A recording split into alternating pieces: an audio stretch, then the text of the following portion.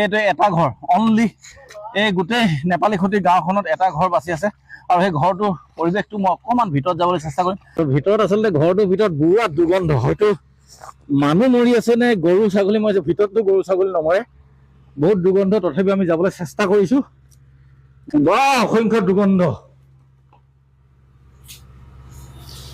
চাওক, এইখন তেওঁলোকৰ সম্পত্তি, এনেকুৱা ধৰণৰ অৱস্থা বেয়া হয় বন্ধুসকল। ইয়াতে নিশ্চয় দেখা পাইছো কিবা এটা মানুহ সদৃশ, হয়তো মানুহে হ'ব এইটো, দেখিছে দেখিছে মানুহ সদৃশ, বহুত দুৰ্গন্ধ, ভিতৰত অৱস্থা নাই।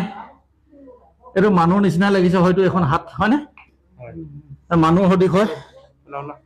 গতিকে দুৰ্গন্ধময় পৰিৱেশ। এইফালে মানুহ হয়, মানুহ হয়, এইফালে হয়তো মানুহ হ'ব পাৰে। কিমান এই ভিতৰত